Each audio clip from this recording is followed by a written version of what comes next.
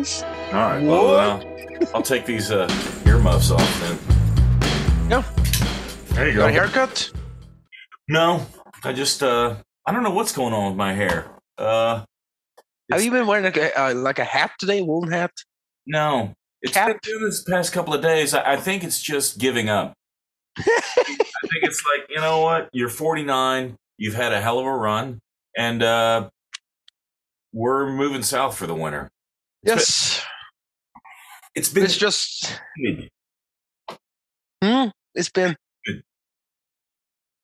Yo, I lost you. It's been Humid. Yeah, like moist. Yeah. Gotcha. Don't say moist. Sorry. Nobody likes to hear the word moist. I won't say moist. Yeah, don't say moist delicatessen. Nobody likes that either. But it's interesting that hair can give up from the top down instead of from the bottom up. Yeah, well, it grows really fast right here on both sides. It grows really quickly. I'm not losing it. This has been this far back for about 12 years. It just doesn't grow as quickly as it used to. Mm-hmm. And it grows the same here, but up top it's just a little lazier. So eventually I'll look like one of those monks that your people used to rape and pillage. Yeah. That just has like a band of hair right there, and it'll be red, and I'll look like a goddamn clown. Actually, you might want to look into your shoe collection. Maybe you want to get some longer ones. I got pretty big feet. Yeah. I wear a size 13. I don't have to go up too much. Yeah. What are you gonna do? I'm gonna make it to 50 with my hair, so it's exciting. Yes. What have you been doing? Do that. Honestly, can't tell you. I fired up the moped today. Took it for a little spin. I just have to fix one little thing, and I'm about to lose the front wheel. That's not ideal.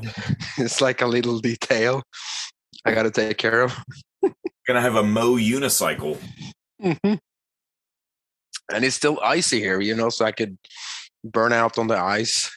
What was the temperature today?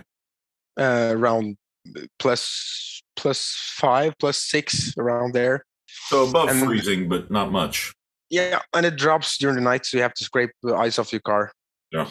Every morning. You getting much precipitation, much snow or rain? No, it's very dry. Any nuclear fallout yet? Not yet, but I'm yeah. But the kids have the iodine tablets in case? Yes, they're ready. So we talked about this before, and I deleted it. I didn't put it on the internet because I didn't want us to sound like idiots. Like we know anything. Yeah, and we don't know much. I mean, you know more than I do because you're paying more attention. Because when I pay attention, I just devolve into anxiety attacks. But your kids actually came home from school last week, and the school passed out iodine tablets in case of nuclear fallout because Norway shares a border with Russia. Yep.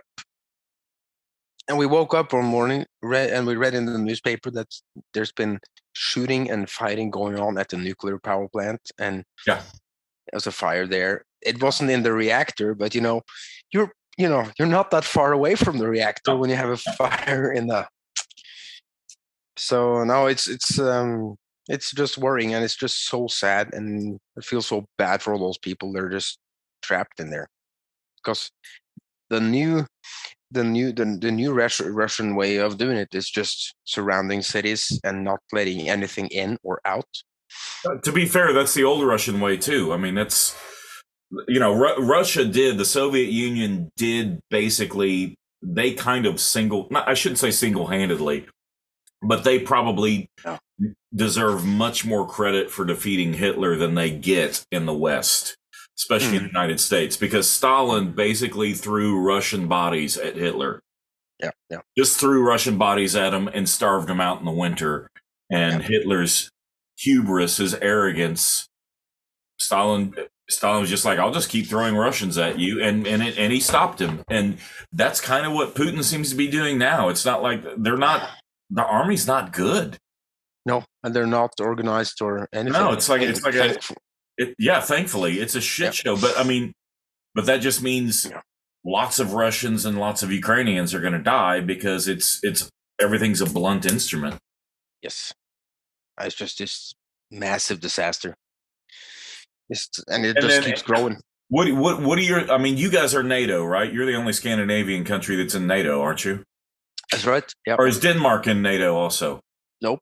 No, just you. I think Denmark. I think it's Sweden and Finland that aren't in NATO. You might be right. Even though Finland's not Scandinavia.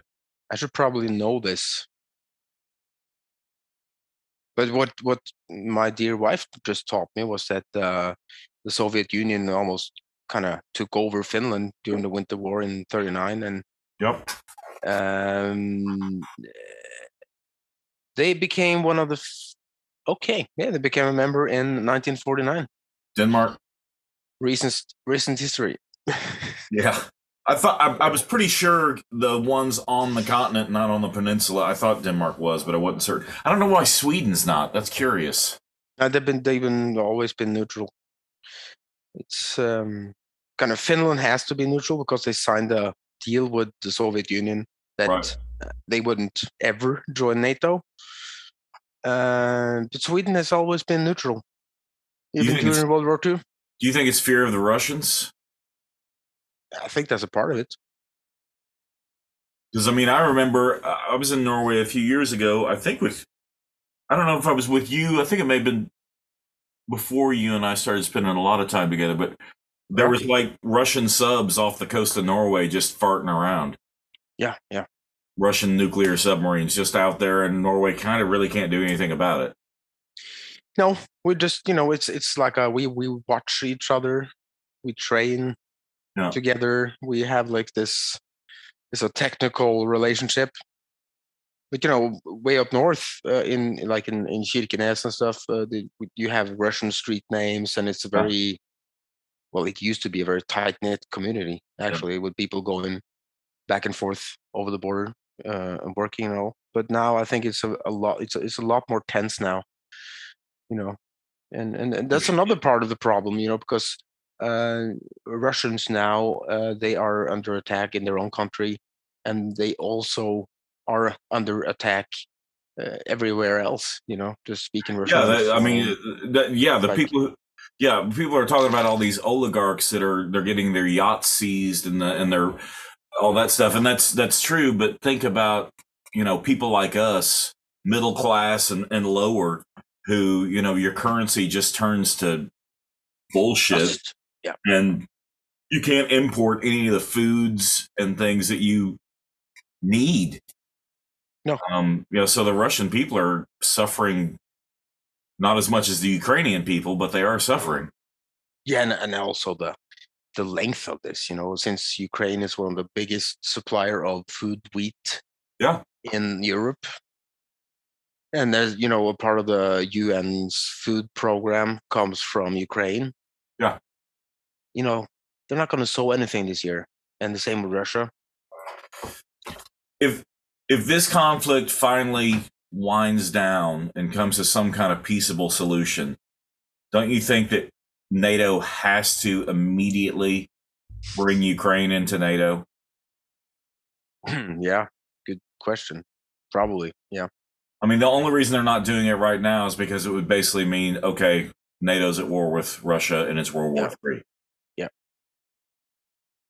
But we really, because of all of this, we kind of feel that our entire freedom is at stake. The democracy is at stake. Because if Russia wins, it means that they can just start taking countries again. Yeah. And what's next? Finland's there. Part of Finland is to belong to them anyways. Then you have Sweden. Then you have and Norway has we have a very long coastline, which was what the Germans were after. And oil. Before, in World War II, nobody knew Norway had massive oil reserves. Nope. And now everybody knows. Yes. Then we had the heavy water factory. We had the coastline. And also we had the access to Russia, I guess, through Finnmark. Yeah. So now it's I try not to think about this, but I think about it all the time. How can you You know, not? I know. It's and it's just something about, like we talked about. You come out of one crisis, at least with one leg, then you just step right into the next one, which is worse. Well, I mean, it makes me reflect on it makes me reflect on the 1930s. I mean, it was a global depression. It was some global famine. The Dust Bowl that happened in the United States. I mean, so there was food insecurity, financial insecurity, all across the globe, and then Hitler started up his war machine. And in some ways, for the United States anyway, World War II really brought us out of the Great Depression and mobilized our economy in a way that nothing else would have. I mean, World War II was really good for the United States in many ways. Yeah. But things are different now. A world war would not be good for the United States now, and so it's this weird moral question of like, people are on Biden about, we need to be tough against Russia. And of course, it's mostly conservatives saying that because they know he won't or whatever. But do you really want to risk global thermal nuclear war?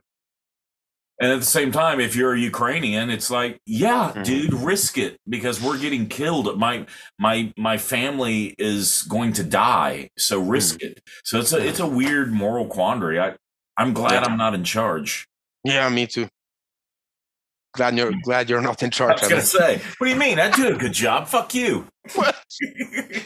2 seconds. Ja, for deg. Natta? Er det for noe?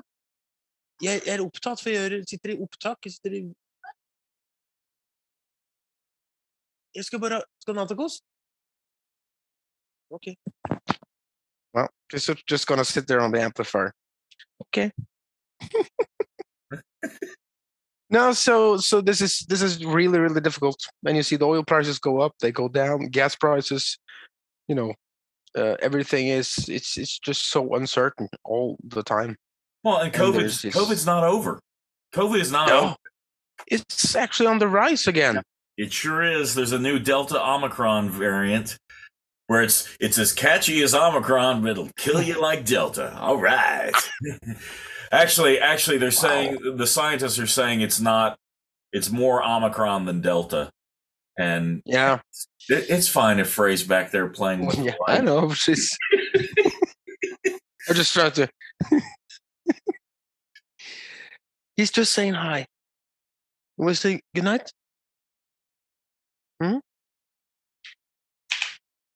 This is Amund's youngest.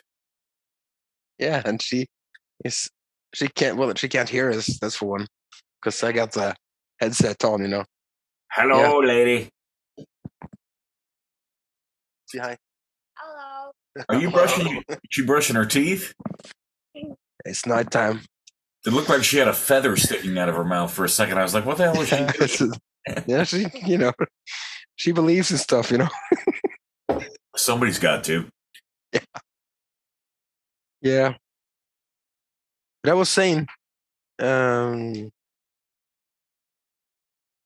we don't have to wear it out. I know it's a depressing topic. I just, we have to talk about it because this is like, from our perspective, it's one of the biggest events in modern European history. And it's in global history. At this point, I mean, it's a global affair since 1941.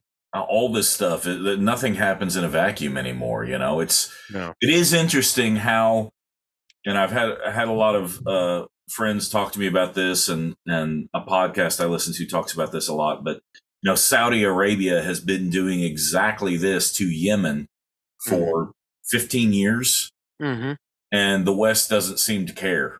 What do you got, buddy? It says, "Hi, Jace." Hi, Frey.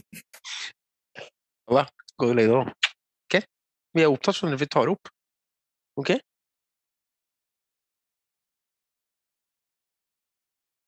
Vi har opptaker, skjønner du. We Okay. went to, for the viewer, we all went to Spain, Amund's family and my family. Yeah. What was that, 2018? Spring of 2018? Or 17? No, 18. It was 18. I'm good. How are you?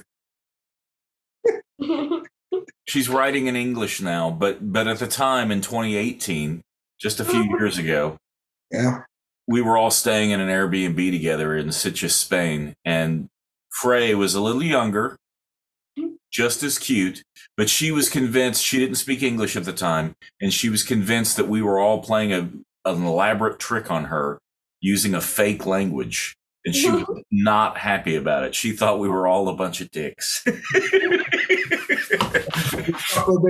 can stop it now. This is the longest week of my life. And now she speaks English fluently and can write and read in English, and she's just adorable. And she's listening to Pink Floyd. Yeah. Well, I think the T-shirt happened before the fact, so I think we have to listen up on some Floyd. You know, it usually does. It usually does. I rarely go, hello. You're welcome. Okay.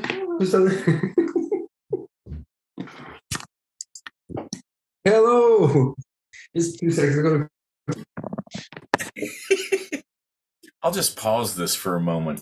I mean, yeah, it's it's rare to be backlit when you're doing a podcast. Or I know I have no lighting, but I can still see you. Yeah, I brought a floor lamp in here just because I was getting a little. I realized, why am I so depressed when I'm at work? 2 seconds. Yeah, nothing. Come. Nice.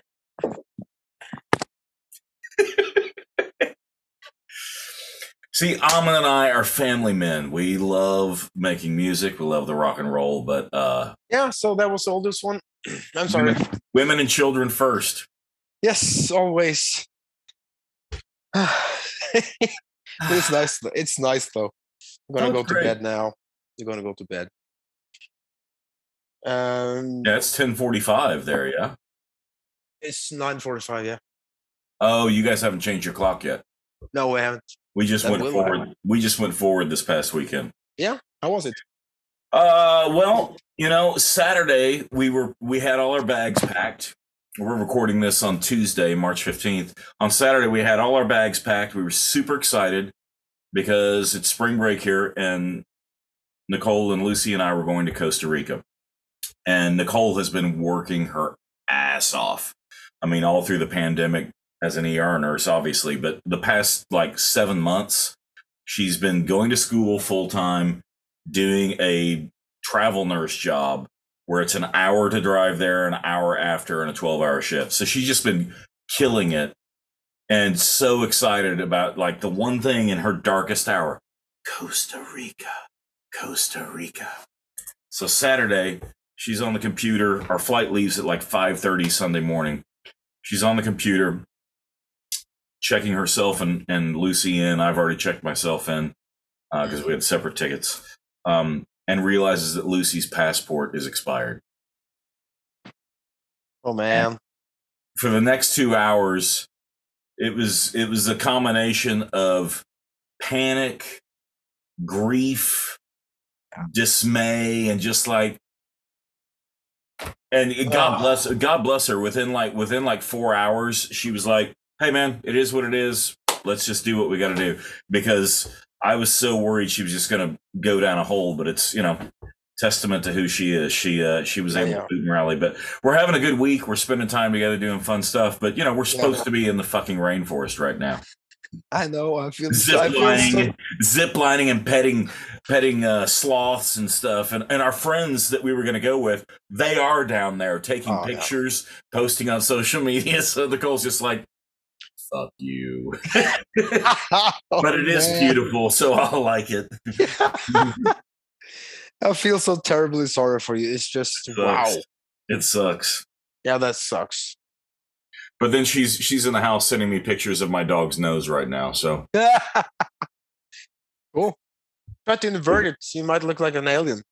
Yeah, I think she is an alien. So what's going on with nose? Yeah. What's going on with the album with the Lucky Lips? What's going on with the Wolves? I feel like the video's done really well. Yeah, I think we're if you like, from my perspective, 19,000 views in 8 days is really That's really good. Amazing. Really, really good. I don't think I have a single video I've put out in the past 10 years that has 19,000 views. And you've done that 8? Yeah, really. Well, that's really good then. Oh, it's amazing, man. 19,000 views. That's fantastic. It's amazing. And it's but it just this little thing got me thinking. And like we talked about many times before, I think the day of the album might be, if not dead, it's not the way to be seen anymore. No, if you're not a superstar, you can't really justify putting out 10, 12. I mean, you can, but people aren't going to hear it all. People don't have the patience to listen to an album. But this is kind of interesting, because if you zoom out and look at how during the next, I don't know, 10 years, it's going to be made a lot fewer albums, and probably already now are made a lot fewer albums. Yeah. And that will also inflict on the way you're writing songs, the way you think about music, the way you think about structure, length, presentation. So the format will change the music, and it has at all times, Yeah, I mean, the album was really a function of, I think when albums became a thing was really like from Sgt. Pepper. Like, what was that, 67? Yeah, might be. 67, 68. I think it was 67, Sgt. Pepper. The album all of a sudden became a thing. But really, by the time streaming was really a big deal in the past 10 years, it became, so the albums really had a short run. Yeah. Like 40, 50 years. Yeah. Well, in rock and roll history, that's a long time. That's a long time. Yeah, it's more than half of the history of rock and roll. Yeah. But I mean, back in the day, it was all about even the Beatles' initial career was all about singles. Yeah. I mean, Strawberry Fields Forever isn't on an album. It's a single. Yeah. Exactly. But that's just so interesting, because I think all my life I've been trying to make album music be singles, Me too. Yeah. Well, because we really, when we get into something, we really get into it, and we want to be immersed in it. It's like, if it's a good movie, it's okay if it's 3 hours long. Yeah. But it has to be interesting. But people's attention spans, just including mine, even as a 49-year-old, my attention span has gotten shorter. Yeah. Because I'm this fucking thing, I know. So, here comes the, and I know this is so old news, but to me, like, here comes the music video. It's a well-produced little thing that tells. It's gorgeous. It's gorgeous. It tells more than the song by itself. It kind of complements the song. Yeah. And that was just so inspiring to see how you can say more through that medium. And I know, again, this is like, we know that. I know, but this is, I don't come from that. I don't come from that perspective. I've been making videos for many, many years, but they have cost maybe $20 at the most. Yeah. So the idea is always more important than, and so let me add, did you have a big budget for this video? Because it looks gorgeous, and I know you shot over several days, because if people haven't seen the video, there'll be a link to it down below here, or where you can click on it and watch it. It really is great. Thank you. We actually had I actually had the opportunity, because since I'm in Norway, I could apply for some money. We got some funding from the government. I called my friend Nikolai Grasåsen, and he's such a, he's got such smooth images, and he's a fun guy to work with, and it's like, yeah, cool. And we were working as a 2-man team, and he has a new camera with is it a gimbal? Yeah, I don't know. Yeah, the gyroscope type thing. Yeah. Yeah, I don't know what it's called because I'm not very smart, but yes, I know what you mean. You know, that thing that makes it smooth. Yeah. Because it's all about the smoothness of the picture, you know. So it really is. Uh-oh, we locked up. Okay, there you are.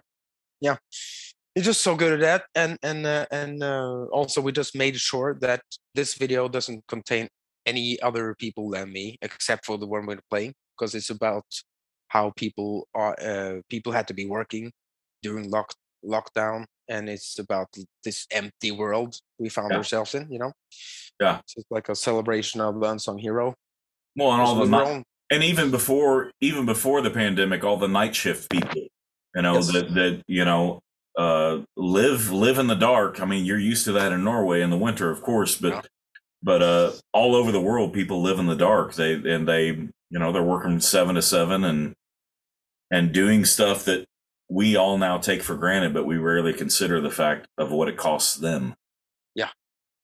Well, it's a great song and a beautiful recording, and the video really just makes it all the better. And I just shot a video for Give Until It Hurts, and I am very anxious about the outcome. For one thing, the COVID-19 pounds that I've put on during COVID, that makes me anxious. But two, I had a vague concept of what to do, and was it your concept alone? It was my concept, and I just don't know that. I don't know if it was a good concept. So the guy who shot it and is editing it has done several videos for me, and he's phenomenal. And just a great dude, Andy Harper at Limited Wave. And so he always, I know he can polish a turd. So if my idea was crap, I know he'll make it be like, your idea was terrible, but this is watchable and it's going to be okay. So yeah. But you know, you had to raise the frickin' bar so high. And I'm sorry, it wasn't me. It was just Nikolai. I had like a 8-frame drawing by myself of me riding a bike delivering newspapers, and this punchline was that I'm delivering news nobody wants to read. Then we really realized that the song that describes our records. Yeah. I should be just tossing vinyls at the walls, you know, just at the doors. Hey, you want an album? There you go. And then actually we just realized that the song was so long that we had to come up with different ideas, come up with more stuff. Yeah, you and I have a penchant for long songs. Yeah. Which I actually really dug what you did with our last song. I just heard it, you know, and you were like, and are you fading now? And it's over 3 minutes. And I read your notes. You're right. It needs another at least 4 bars up front. So I'll make that edit. I'll make that edit.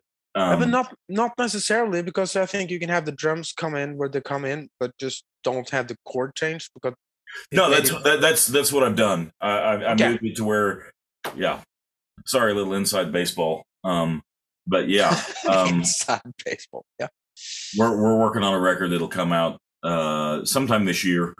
We've got. I think another thing that happened with that particular track is we came up with that song. That song was your idea, and I think you presented it to me over a year ago. And we did most of the work on it last June. We were kind of done with it. Yeah. But we weren't. And I feel like we've written some songs since then that are on such a higher level that notice I'm not naming songs that are on such a higher level that it's like and this song's a different thing. It's a different kind of vibe, but we've kind of set the bar up here for this project. And it's like, okay, this song is good enough, but this recording is not. So we've got to get this recording to get on par with the other songs and recordings. Cause we've got a couple things in the hopper that are pretty special. Yeah, I think so. I'm really excited about a couple of these tunes. Really excited. Me too. And it's also music I have never been a part of presenting to the world before. Same. It sounds like nothing I've ever done and nothing you've ever done. And it's like part of what's going on this project, I feel like, is musically you're kind of taking the lead. Most of these songs are originating with you. They're kind of your idea melodically. It's the different. It's kind of just we just flipped it around from the first one because a lot of the ideas from the first one was your ideas. That's why it wasn't very good. That's why it wasn't very good, and I apologize. But it is interesting because you have a really high tenor, like rock voice, kind of that Jack White kind of that cool bluesy rock. Keening voice, Robert Plant, that kind of vibe. And of course, I've got this lumbering baritone. So we're taking like melodies meant for a high voice and putting them down in a low voice. And it gives it this weird energy. It's like, that's different, you know, it's fun. It's fun. Yeah, it's so cool. And also, you know, I hope one day we're able to, you know, I hope one of the songs make it in any way that, that 2 or 3 people would hear the demo of it where I'm pretending to be you, you know, because I don't have a low voice at all. I actually had a lower voice when I was 20 than I have now. Well, you used to smoke. Yeah, I used to drink. I used to smoke and drink and ride a hoochie coo. I heard that song before. Yeah, I've lived that song before. Yeah, me too. So it's just so fun to you know. I try to get in. I try to write for your voice, but you know, in a way, and just to try to emulate how would you sing that, which is never how you would sing it because you sing it so much cooler. But I try to, you know, have that raspiness. What's funny because there was one you sent where you're like, I wrote this for you, man. It's really low, and I was like, yeah, can we take it down a couple of keys? Your voice is like bottoming out, and I'm like, yeah, dude, I can't hit that note. And you're like, really? I was like, yeah, dude, I've got a 3 note range. We have to drop it down an octave, and I'll get my walker out, and we'll make it work. Oh man, I remember that. You know, I think I did the vocals just laying on my back in the studio floor, just it's just. And I'm standing on my tippy toes trying to hit the same notes. Yeah, but we found out that E is a good key for you. Yeah, right. E's a good key. C's. I mean, they're all good keys. It matters what the melody is, you know. I mean, there's no. They're all good keys. They're all good keys. All 12 of them are good keys. Yes, they are. I don't like E very much on the guitar. I don't like A very much. I don't like G very much. It's because it's played out. No, it is. I think it's interesting that some keys on the guitar can be very genre defining. Oh yeah. When you hit an A chord, it's like, okay, you won't get fooled again, or something Buck Owens G chord on an acoustic guitar, you know. And I don't like. Well, F can be cool, you know.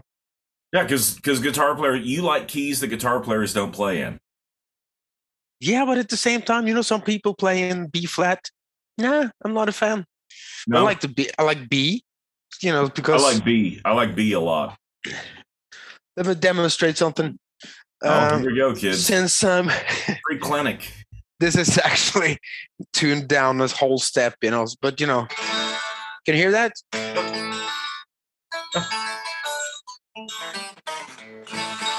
And you have the right. Yeah. You know, instead of going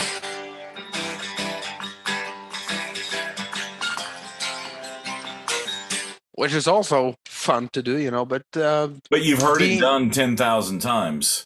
Yeah. Yeah, the thing about B that's cool is you do the 5 chord is the E, so you've got that to fall back on, which is nice. Yeah. Because you know you're gonna, whether it's a chord in the song, the 5, or just something you do with a melody, you know you can reference that 5, and that E is really strong, but you're not locked into that E A B thing. Yeah. But yeah, I like E because my 2 biggest songs were written in the key of E, so it's done okay for me. I know. And I'm a shit guitar player, so I like E because it's all right there. Yeah, it's open and yeah. But maybe that's the thing. Maybe I just got a message from my wife. It told me to keep it down since the kids just went to sleep. But I got a message from my wife. That's the grocery list. I have to go to the grocery store as soon as we hang up. Well, how do you afford that rock and roll lifestyle? Yeah, well, I like to go in with the subdominant. I just like to go down instead of up. Yeah, I don't disagree. That's why I also love playing baritone guitar because going down is just there's something there. Yeah, playing baritone guitar back on the bridge in a really good band is it's such a great feeling. It's that amalgam between being the bass player and the guitar player, so you have a lot of authority with that instrument. Yes, and you can also be like the bell on the ride. Yeah. Yeah. And I saw a great documentary about the Black Keys today. Oh yeah. Oh, amazing! Just documentary. There was, I think it was like a special on PBS about the Black Keys. Such great guys. It's just so fantastic, And it's a cool band. Oh, it's just fantastic. My neighbor Dan lives a block away. I know. His house is a little bigger than mine. Yeah. Actually, his studio is a little bigger than my house. That's so cool. I just remember we opened up for them in 2003. They were just 2 really road-born guys from Akron, Ohio. And they were just playing somewhere in Norway, and they just... was it just the 2 of them on that tour? Yeah. Yeah, 2003, I think it was the year the Thick Freakness came out. I think that was the first album. Then and then they had the big come up, or maybe that was before. I'm not totally sure, but it was the 2 of them. I can't remember. I don't think I was aware of them until 2005 or 6 because I was so busy in Nashville with all that bullshit world that I was fooling with at the time. So yeah, I was late to the party. But so was I, because in 2003 I was only listening to T-Bone Walker, B.B. King, Buddy Guy. I was like a very narrow-minded blues man, Yeah. And then the next year we opened up for John Spencer Blues Explosion at the same venue, and your head exploded. No, it didn't, because I was so in my own little space. Then I went to see John Spencer a couple of years later. Then my head exploded. Yeah, and then I've been listening to their albums and like, wow. Yeah, that band is phenomenal. Yeah, one of the best gigs I've seen. Now, Chuck Prophet turned me on to those guys in like 2007 because I was completely ignorant of those guys. And yeah, man, killer stuff. Yeah, killer stuff. There's so much great music out there, and it's it can be difficult to find because there's just so much music out there. But there's definitely some amazing stuff out there that's happening right now, including your new album. Well, thank you, and your new single. And what do you want to say about your new single? It's out there. That's a hell of a pitch. Yeah, it's in the key of E. Is it? So yeah, sure is. Ooh. But my next single is in the key of C minor. Wow! So you keep changing keys? So yeah, I'm changing. I'm moving up a sixth, a flat sixth. Yeah. Yeah, it's pretty exciting. Why not? Yeah, it's very well. It's what happens when I write on the piano. Yeah. Got to go to C minor because E's too hard, too many sharps. But the video is for the single you just released? The video is for Give Until It Hurts. And then the next single, Dance With Me, will come out on April 8th. Cool. And I love that tune. Yeah. That tune. It's a beautiful song. I'm playing a big ass show on June 1st, man. I booked maybe one of the best venues in Nashville, Third and Lindsley. Ooh. Holds about 400. And I've been there. Sound and light is amazing. So I'm going to do the full band thing, and we're going to do the new EP and then Terra Rosa. Oh, just do it down. Background singers, 2 keyboard players, guitar, bass, drums, maybe some strings. It's going to be sweet. Wow. It's going to be sweet. I'm really excited about it. So I wish I could come for that one. I wish you could too. Jesus. No, it's my birthday. First day. It's my birthday, man. Come on, man. It surprised me. It's a big. I know.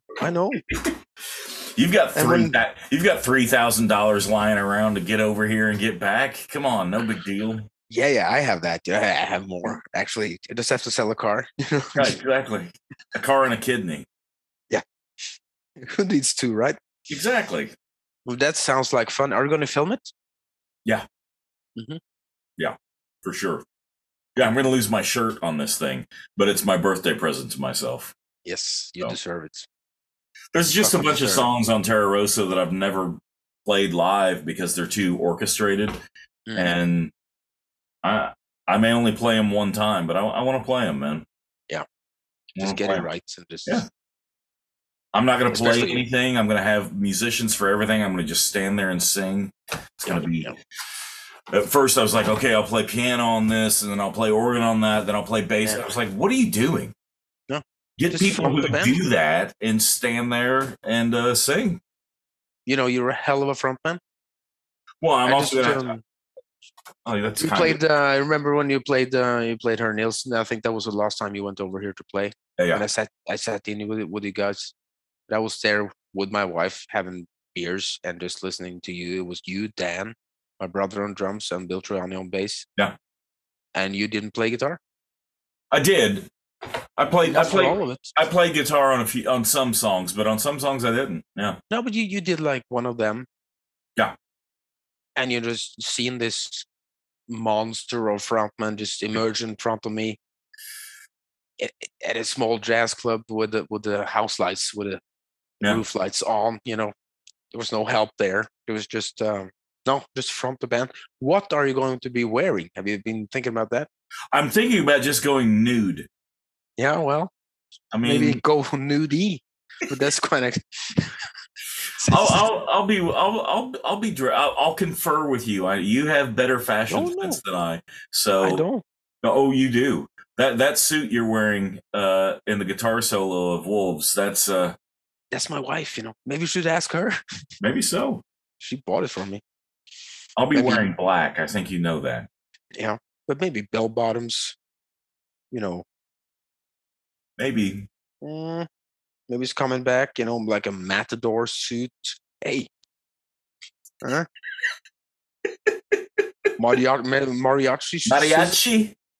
Yeah, but that's cool. It's if you wear something and you are unaware of that you are wearing it. I like 100 years ago I saw this guy in a dress, and he walked on stage. It looked amazing because he didn't give a fuck that he was wearing a dress. It just Yeah. I also wore a dress at the last show with the Lucky Lips this fall. Did you? Yeah, because I've worn a dress and played. I've worn a kilt and a dress and played. Yeah, in a while. I've still got good legs, man. I could pull a dress. Yeah, I think me in a dress might confuse my listeners. I think they might be confused. Yeah, and in a way I don't want them confused. Yeah, and there's a difference between turning 50 and 20. Yeah. I think I may be going more of an Armani route than I think Clapton in 1988. Yeah, maybe. I think it's Sinatra in 1958, Yeah. That's a good look. That's a great look. No hat. Won't wear the hat. No. Did he have a hat? Yeah, of course. Yeah. I'm thinking I'm thinking bullfighter now in my mind. And they also have a hat, like that loaf of bread. Yeah. Why don't dress as a bullfighter? Bullfighters are usually about 5'6" and 120 pounds. I'm 6'1" and not 120 pounds. You don't have to buy the whole thing. You know? Just the hat? Yeah, just the hat and maybe half the jacket or something. Just half the jacket. Yeah. That's a fair point. Yeah. Maybe you should go to a tailor. I probably should go to a tailor. First, I'm going to become a bulimic for about a month. No, but again, I don't mean to talk about my wife all the time, but she said that you look so good now, and if you say that you put on some pounds, okay, so be it. But it becomes you. You look healthy. Oh, I'm healthy. That boy ain't skipping meals at all. Holy shit, he ate the whole thing? You're finishing your dinner, right? I'll have the steak. Which one? The whole goddamn cow. Also, don't worry about it. But no, it's gonna be fun, man. I'm just I'm super excited about it. It's gonna be amazing. My wife is sending me these ridiculous posts, and then my manager just sent me this. You can't see it. Never mind. Oh, again. No, I'll send it to you. It's pretty funny. Yeah. All right, brother. Well, is there anything we need to go over before we call it a day? I've got 5 people trying to get me to pay attention to them. Wow. That's great. No, I think we're good. You're going to play some percussion on that song? Yeah, I just put a tambo and a shaker on it. Yep. Chris offered to put some congas on there if we want. I don't know that it needs it. He was wearing a mariachi outfit when he said that, so it may have just been.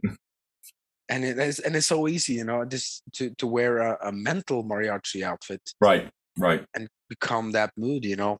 Now, I think anything that makes it more jovial or jolly, Yeah, I'm with you. I'm with you. Do you feel like gloomy? You feel like congas are pretty jolly? Yeah. Got to go listen to Steely Dan's "Do It Again." They'll prove you wrong. Yeah, but I love the congas. You know me. I love a conga. Conga makes my day. But in this particular, what? ¿Qué es más mejor? Necesitamos más congas por esa canción. That's pretty gloomy. No, yeah, it could be a little jolly. I'll tell him Ixnay on the Anke. Yeah.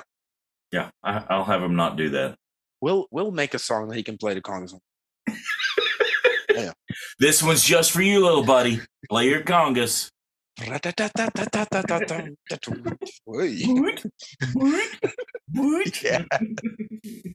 There's so many cool stuff. I also saw some concert photos of Clapton in 1977 today, you know, with this huge band, conga player, Hammond organ, Rhodes, backup singers, just unbelievably cool. And he was probably not there. You know what I mean? Oh, yeah, he was out of his mind. Yeah, he was not there at all. He needed all that help. Yeah, but that setup, you know, would be so cool to like have a setup like that. Oh God, yeah. I mean, it's kind of my favorite thing to either have like a tiny trio where it's just like everybody is so important, or have a massive band where everybody just does their small bit and you get this. It's both ways are equally fun to me. Yeah, but the trio is much more affordable. Yeah, you know, it's just this habit of mine of I'm beginning to like to get paid, you know, and all that. Yeah. It's nice to actually get a check at the end of the night that you don't owe to everyone else on stage. Yeah. So, yeah. I remember when we finished, I probably told you this, when we finished our tour of Tokyo with Amgala Temple. This sweet guy drove us around, and the night before, after the gig, he gave us like a big stack of cash in an envelope. And we almost slept with it. You know, we got drunk and look at this, cool. Next day, he drives us to the airport, and it was like, so this is for the car, and just starts taking stacks out of the stack. This is for the car. This is for the backline. This is for the sound man. This is for the. Okay, so we have. Well, we can buy a beer at the airport. maybe a small beer. A beer to share amongst the three of you. It's like that. That was funny. It was worth it. But, you know. Yeah. Memories are expensive, man. Yeah, they are, especially if you're in the band. And I need to put a link to Ngala Temple too, because that first record is amazing. Thank you. Love that record. Thank you. And we made a couple of cool videos for that too. Yeah, was it the same video director? No, another one. Okay. Called Sigurd. That was really great too. Shooting with a drone in Oslo without a permission. Without a permit, yeah. Yep. They just the only way to do it. And they just ran away like graffiti. Well, if you'd asked for a permit, you still wouldn't have the video shot. So, because that's the way permits work. Sometimes you just have to do it. Amen. Who said that? Andrew Nike, the man behind the Nike company. Really? No, but they say just do it, don't they? Oh yeah. I was gonna say Mahatma Gandhi. I don't know. Yeah. As Gandhi said, "Hey man, fuck you." Yeah. He was hungry at the time. He was hungry. He didn't like his room. You know. Are you around the rest of the week? Yeah, for sure. Okay. Except for Thursday. I'm going to actually go up to the studio tomorrow and plug up my Marshall and my 4x12 because I need to hear a Stratocaster in the Marshall head. There's just something about it. Actually, you turned me onto it because you said, why don't you use the Marshall in Logic when we're making demos? Yeah. And that bite, you know, just I had forgotten about it. The thing about the Marshall is you have to be a very good guitar player for a Marshall to sound good, in my opinion. Well, you just have to have the right one. Yeah, but the touch. If you don't have the right touch with your right hand, a Marshall can be really ugly. Yeah, can be. But just through the mix, though. Yeah. Easily. Like me through a Marshall? Bad idea. Yeah. That's not for me. That's not for anybody. Even in the key of E? Always in the key of E. Or with a capo, so I can stay in the key of E in my mind. The key of E in my mind. Yeah. That's a great title. Yeah. Say that. The key of E in my mind. In my mind, I'm going to the key of E. Yeah. I don't think it's a great title, but we'll workshop it. It's not. We're not going to write any books anytime soon either. So no, probably not. Probably not. Keep the title.